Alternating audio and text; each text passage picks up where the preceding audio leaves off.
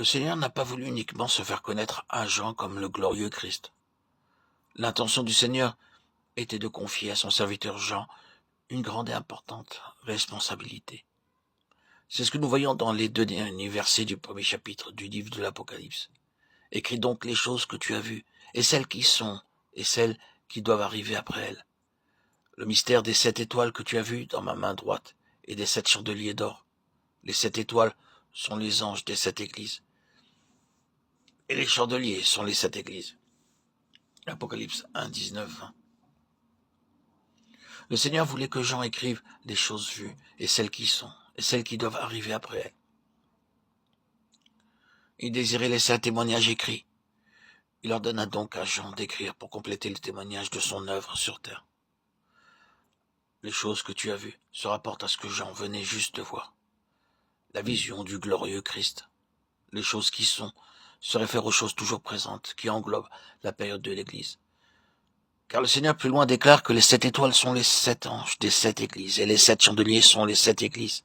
Le verbe être, en grec, est au présent. Il en est de même pour le verbe du verset 19. Les choses qui sont fait allusion aux choses de l'Église.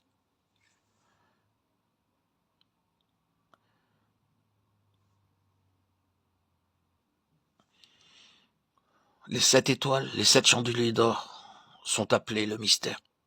En tant que tels, ils ont une signification spirituelle. À moins que Dieu ne les révèle, nul ne peut comprendre les mystères que contient la Bible. Mais par le moyen de la révélation que Dieu donne, les mystères ne sont plus des choses que l'on ne puisse connaître. Daniel 2, 28 et de 18, 23. Le mystère des 7 étoiles, des 7 chandeliers d'or, a déjà été expliqué à Jean par le Seigneur.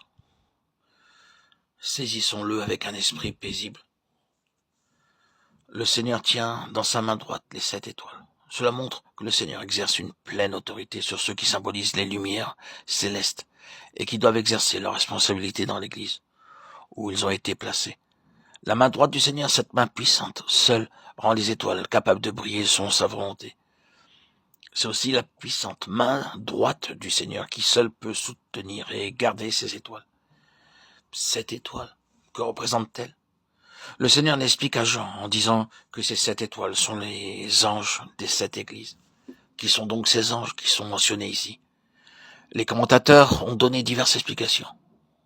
En premier lieu, remarquons que ces anges ne sont pas des anges qui seraient dans le ciel, puisque ce sont des anges qui sont parmi les hommes.